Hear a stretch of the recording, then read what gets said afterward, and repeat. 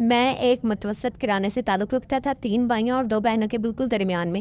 میرے والد ایک سیدھے سادے دکاندار ٹائپ آدمی تھے، تعلیم اس حد تک تھی کہ دکان کا سودا اور ادار والوں کا حساب کتاب لکھ لیتے تھے۔ تینوں بھائیوں میں سے کوئی میٹرک سے آگے نہ بڑھا، کیونکہ آگے بڑھنے کے لیے میٹرک پاس کرنا ضروری ہوتا ہے، اور وہ تینوں میں سے کوئی نہ کر سکا۔ والدہ بچپن میں ہی گزر گئی، میرے بچپن میں 3 میں سے 2 بھائیوں نے ابا کی زندگی میں ہی اپنا حصہ لے کر الگ بزنس شروع کر دیا۔ دکانداری ان کے نزدیک بزنس ہی تھی۔ ایک نے جوتوں کی دکان ڈالی، دوسرے نے ابا کی دیکھا دیکھی جنرل سٹور کھولا۔ دونوں شادی بھی کر چکے تھے۔ خیر سے دونوں کی بیویاں جو حالت میں اپنی مثال آپ تھی۔ تیسرے بھائی نے دبئی کا ٹکٹ کاٹا اور پھر ہو گیا۔ تینوں جلد ہی اپنی زندگی میں سیٹ ہو گئے۔ بڑے کی جوتیاں خوب چلنے لگی اور جوتی کے زور پہ ہی اس نے اپنا مکان بھی خرید لیا۔ وہ ہفتے کے ہفتے آتا اور اس کی گہری سامری بیوی پہلے پہلے سونے کے بعد وضع موٹے کڑے لہراتے ہوئے نئی سیکھی اردو بولنے کی کوشش کرتی۔ دوسرے کو غیرت آئی، اس نے بھی ملاوٹ، ذخیرہ اندازی اور 2 نمبر مال کے ذریعے اپنا جنرل سٹور وسیع کر لیا۔ اب اس میں آئس کریم والی مشین، فوٹو اسٹیٹ مشین اور پی سی او کا اضافہ بھی تھا۔ اس کی بیوی کی رنگت بے حد صاف تھی۔ وہ کشمیرن کیوں پیچھے رہتی، سونے کی نمائش سے اس کے موٹے موٹے بازوؤں کی چربی پہ بھی سونے کی چوڑیاں پھنسی دنس گئی۔ دبئی والے نے وہاں ایک پاکستانی فیملی کی بیوہ سے شادی کر لی اور دونوں بڑے بھائیوں کی ترقی کو پیچھے چھوڑ دیا۔ ابا جی سکون سے وفات پا گئے۔ صرف میں ہی رہ گیا جو آپ سیٹ تھا۔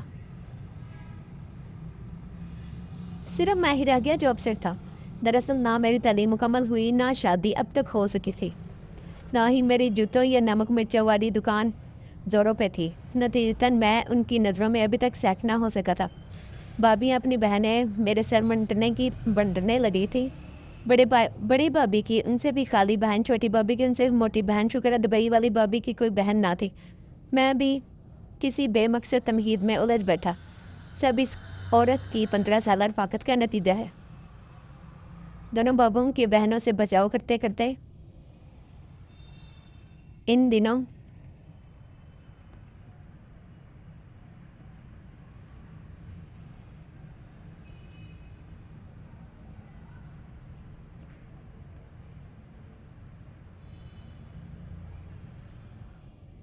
دو محلوں پہ بیک وقت رہتا ہوا تھا۔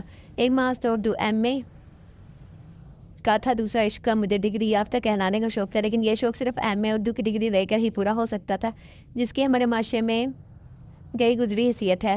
اور یہ ڈگری اگر کسی ایسے مت کے ہاتھ میں ہو جو اس کی بلبوتے پہ ملازمت حاصل کرنے کا خواہش مند ہو، تو یہ حیثیت گئی گزری بھی نہیں ہوتی۔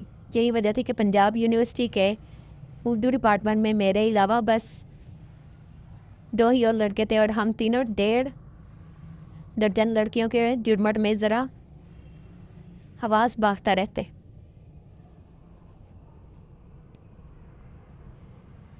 ویسے آپ اس جرمٹ لفظ کو نرگے میں بھی پڑھ سکتے ہیں، اور ان میں سے ایک لڑکی ایسی بھی تھی جسے سامنے پا کے میں معمول سے زیادہ حواس باختہ لگا کرتا تھا۔ وہ لڑکی تھی غزالہ، درخشاں غزل اس کا تخلص تھا۔ اپنے ڈپارٹمنٹ کی ادبی مجلہ میں اس کی غزلیں چھپی رہتی تھی، جو سراسر میری مہربانی تھی، کیونکہ میں زمانے میں اس مجلہ کا ایڈیٹر تھا، اور شاعری کی افق پہ میرا نام دھیرے دھیرے نمایاں ہو رہا تھا۔ میں کئی مشاعروں میں شرکت کیا کرتا تھا۔ کالج کے بعد اب یہاں بھی لوگ مجھے ایک شاعر اور افسانہ نگار سمجھتے تھے۔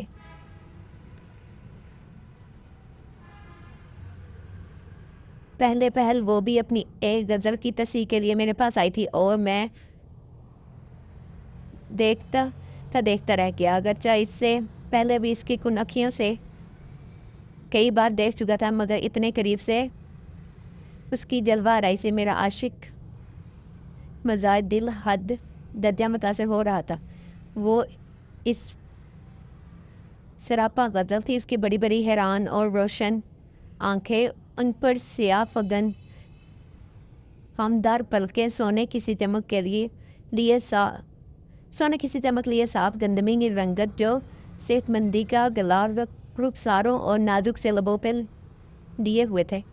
اس کے بعد بھی بے حد کومل اور سٹیلی تھی. جب وہ اپنی نو امول غزل کے کچے پکے شعری سحر انگیز آواز میں سناتی تو سننے والے کا دھیان قافیہ اور ردیف کی کمزوریوں کی طرف جاتا ہی نہیں تھا.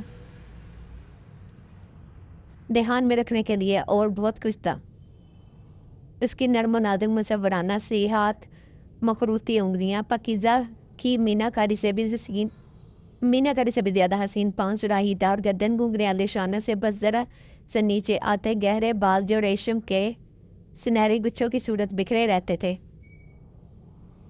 اس کی زلفوں کا پریشان رہنا اسے ایک مکمل شاعرہ کے طور پہ پیش کرتا تھا. اس کی باتیں بھی شاعرانہ ہی ہوتی تھی. دیگر لڑکیوں کی طرح اس کی گفتگو فیشن، شاپنگ اور ٹی وی پروگرامز تک ہی محدود نہیں رہتی تھی، بلکہ وہ نامور مصنفین کے علامانہ کتابوں پر سیر حاصل تبصرے کیا کرتی تھی. موسم کی رنگینی اور لطافت کے کسی دن انتہائی دل فریب انداز میں پڑھا کرتی تھی. بے حد احساس شاعری اپنی منفرد لوچدار لہجے اور لب و لہجہ میں یوں سنایا کرتی تھی کہ جن شعراء کا وہ کلام ہوتا وہ اگر سن لیتے تو غزالہ کے نام منسوب کر دیتے. نہ صرف ادب اور گفتگو بلکہ لباس کے معاملے میں بھی اس کا ذوق قابل تحسین تھا. وہ موسم کی مناسبت سے رنگوں اور فیشن کے لحاظ سے اسٹائل کا انتخاب کیا کرتی تھی. ہر رنگ اس پر کھل اٹھتا تھا. ہماری دوستی جلد ہی محبت کے مرحلے طے کرنے لگی. ہم دونوں کی شاعری میں ہی درد اور بھی زیادہ نمایاں ہونے لگا. شاید ہمارے عشق کا اعجاز تھا. ادھر ہماری ایگزامز ہونے والے تھے، ادھر میرے پہلی شاعری مجموعے کی اشاعت آخری مراحل میں تھی کہ اچانک غزالہ نے اپنی غزالی آنکھوں میں آنسو بھر کے اپنی کھنکتی آواز میں سوز بھر کے مجھ پہ منحوس خبر دی کہ اس کا رشتہ اس کھنکتی آواز کے فرسٹ کزن سے طے ہو گیا ہے جو ناروے میں جاب کرتا ہے. یہ خبر مجھ پہ بجلی بن کر گری. اس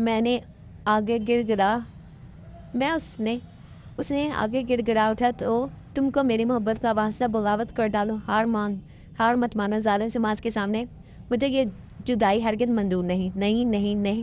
میں نے اپنے تازہ ترین افسانے کے ڈائیلاگ سر پٹک کے دہرائی اور مجھے اپنی پاکیزہ محبت کی یہ رسوائی ہرگز منظور نہیں. نہیں نہیں نہیں. اس نے شبنم کی تازہ ترین فلم سے متاثر ہو کر عالم نزاع والی ہچکیاں لی. میں ایک مشرقی لڑکی ہوں ریحان. دوپٹے کا پلو موڑتے ہوئے خوفناک لہجے میں کہتی. اب وہ شمیم آرا بنی ہوئی تھی. میں اپنے والدین کے سامنے تمہارا نام کیسے لے سکتی ہوں؟ مجھے ان کی عزت بھی عزیز ہے. میں اپنے پیار قربان کر سکتی ہوں مگر ان کی عزت پر حرف نہ آنے دوں گی. اس نے بابرہ شریف کی طرح پرعزم لہجے میں کہا. ان دنوں میں یہ مقبول اداکارائیں تھی. کاش ہماری محمد آج کے دور میں پروان چڑھی ہوتی اور وہ ریما کی گچ کے اعلان کرتی. تیری آن لپیٹا پالے تیرے آن سائمہ کی طرح گنداسا اٹھا لیتی. رب دی سو پوری پنجاب تیری ہے دلدارا. مگر ایسے کیسے ہو سکتا تھا؟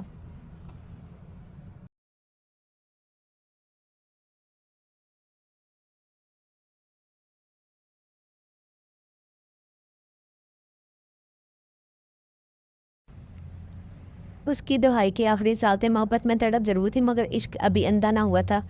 اسے ماں کے جوتے اور باپ کے ٹنڈے بند آنکھوں سے بھی بخوبی نظر آ جاتے تھے. میں تم پہ ظلم نہ آنے دوں گا. تم پہ الزام نہ آنے دوں گا. اپنی بابیوں کو رشتہ لینے تمہارے گھر بھیجتا ہوں. میں نے ایک اور شریفانہ کوشش کی. عزت مجھے صرف اپنے والدین کی ہی نہیں تمہاری بھی پیاری ہے. برا مت ماننا مگر تم کسی قابل ہوتے تو میں تمہارا رشتہ مانگوں. تمہارے پاس نہ تو ملازمت ہے نہ ایجادات. میری خالہ کا بیٹا انجینئر ہے. ناروے میں ایک اعلیٰ فرم میں ملازم ہے. میرے گھر والے اس کے مقابلے میں کبھی تمہارا رشتہ قبول نہیں کریں گے. وہ تمہاری بے عزتی کریں گے اور یہ میں برداشت نہ کر سکوں گی. میں زہر کھا لوں گی. نہیں تم زہر مت کھانا. میں تمہاری منگنی کے لڈو کھا لیتا ہوں. میں نے گروگیر لہجے میں دل کڑا کر کے کہا اور لچتے ہاتھوں سے اس کی گود میں رکھے ڈبے سے لڈو اٹھا کر منہ میں رکھ لیا. منہ میں میٹھا میٹھا لڈو، آنکھوں میں نمکین آنسو. واہ کیا رومانوی منظر تھا. اسی رات میں نے اپنی سب سے مقبول اور زبان زد عام ہو جانے والی نظم کہی. غزالہ اس روز کے بعد یونیورسٹی نہیں آئی. وہ امتحان بھی نہیں دے رہی تھی. یہاں کیسے آ سکتی ہوں جہاں کے چپے چپے سے محبت کی یادیں وابستہ ہیں. ویسے بھی تعلیم سے تو کیا اب مجھے زندگی سے بھی دلچسپی نہیں رہی. بس جی رہی ہیں، اس نے سر آوڑی اور آخری بار بڑی۔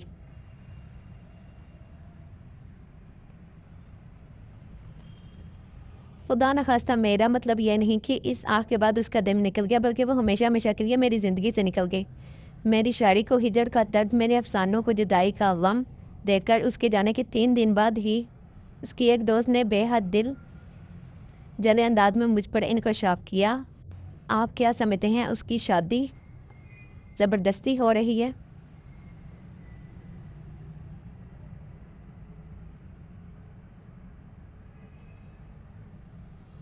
وہ ایسی لڑکی نہیں کہ کوئی بھی اس کے ساتھ زبردستی کر سکے۔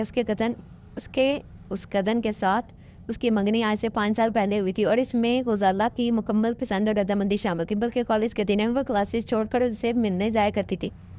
وہ تو اس کا منگیتر اپنی جاب کے سلسلے میں بیرون ملک چلا گیا تو بوریت کے مائے اور کچھ اپنے شاعری چھپوانے کے شوق میں آپ سے دوستی کر بیٹھی۔ اس نے مجھے استعمال کیا تھا۔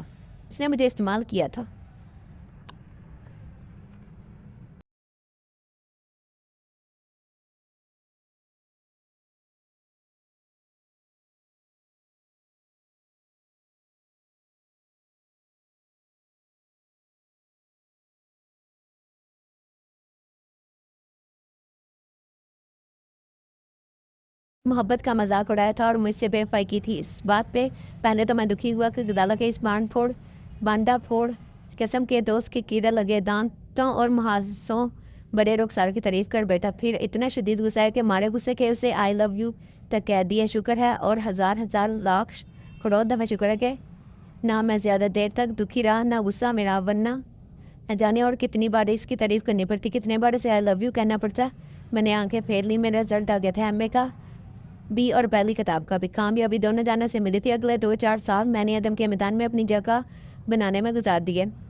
ابتدا میں ماہانہ شائع ہونے والے ڈائجسٹوں میں قسط وار لمبے ناول لکھے، پھر ادبی ساخت والے رسالے میں بھی جگہ بنا دی۔ ابھی پہلی شاعری مجموعے کی گونج ختم نہ ہوئی کہ دوسرا چھپ کر آ گیا اور دھڑا دھڑ بکنے لگا۔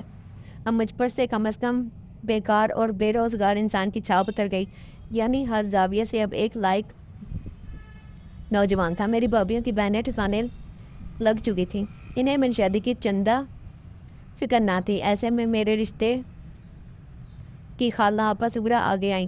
2 مہینے میں میرے لیے 8 رشتے لائیں۔ بھابھیاں تو پہلے پہ ہی راضی تھیں مجھے ہر کسی میں کوئی نہ کوئی اعتراض مل جاتا۔ کئی ایک بار تو تصویر دیکھنے کی نوبت تک نہ آئی، مجھے لڑکی کا نام یا اس کے والا محترم کا پیشہ ہی پسند نہ آیا۔